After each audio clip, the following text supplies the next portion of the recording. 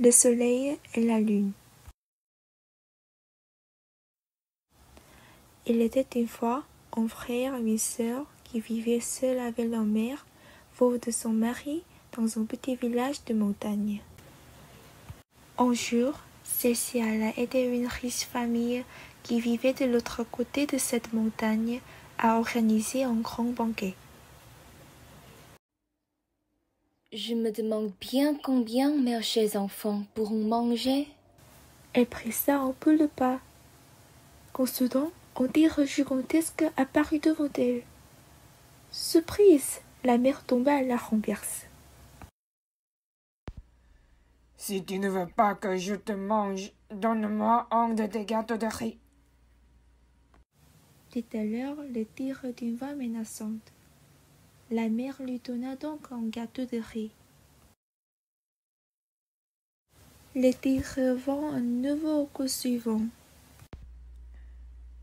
Si tu ne veux pas que je te mange, donne-moi un de tes gâteaux de riz. La mère lui jeta alors au visage de son panier et s'enfuit en courant. Mais quand elle allait franchir les derniers col qui la séparaient de chez elle, le tigre revint encore une fois. Tu n'as plus de gâteau de riz. Eh bien, je n'ai plus d'autre choix que de te manger. Et il dévora tout à coup la vieille femme. Maintenant, il va me falloir manger ces enfants. Celui-ci revêtit les habits de la pauvre femme et passa le dernier col. Les frères et la sœur étaient en train d'attendre leur mère dans leur petite maison perdue au milieu de nulle part, à moitié endormie. Le tigre frappa à la porte. Les enfants, ouvrez-moi, c'est maman. Au moment où la sœur allait lui ouvrir la porte, son frère l'arrêta. Ce n'est pas la voix de notre mère. Je suis tellement fatiguée que j'en ai perdu la voix. Ajouta le tigre. Dans ce cas, montre-nous ta main. Demanda le frère en doutant. Le tigre tendit sa main pleine de polis par l'entrebâillement de la porte. Mais maman, pourquoi y a-t-il autant de poids sur ta main? C'est parce que j'ai beaucoup travaillé, mon enfant.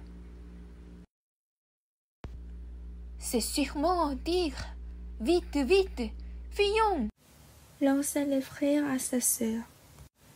Il prit la fuite par la corde derrière, puis ils grimpèrent tout en haut d'un plaque minier.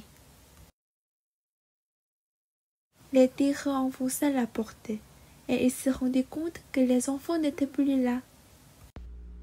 Quoi? Où diable sont-ils cachés? Et il se mit à leur recherche. Seraient-ils cachés dans le puits? Se demanda le tigre en se penchant pour regarder à l'intérieur. Il aperçut le visage de l'enfant. Les enfants, venez donc par ici. Dit-il gentiment. Alors la sœur répondit pour se moquer de lui. Qu'il est bête ce tigre. On est perché sur l'arbre. Celui-ci leva la tête. C'est donc là que vous étiez cachés. Comment avez-vous fait pour grimper si haut? On s'est recouvert les mains d'huile pour mieux monter. Lança le frère.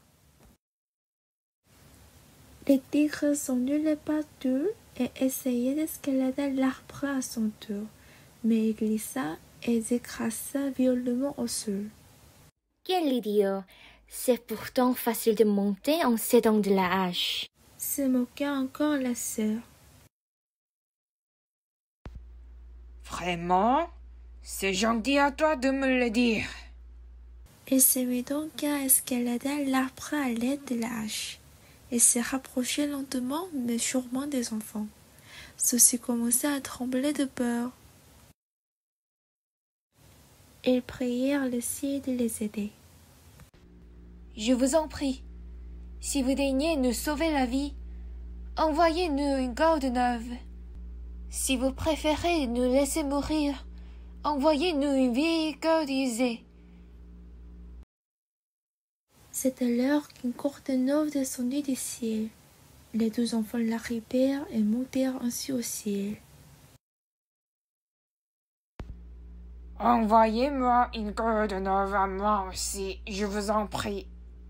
Pria à son tour le tigre, et une corde descendit du ciel. Mais la corde qui avait agrippé le tigre céda, et celui-ci s'écrasa dans le champ voisin. Son sang macula la terre d'un rouge sombre. Les 2 enfants montaient au ciel devant le soleil et la lune. Les frères étaient le soleil qui inonde le jour de sa lumière, et la sœur était la lune qui éclaire la nuit de ses rayons. Mais la sœur avait peur des ténèbres qui régnaient la nuit. C'est pourquoi le frère prit sa place et devant la lune qui veillait sur nos nues, et sa sœur était depuis lors le soleil qui s'élève chaque matin sur nos montagnes.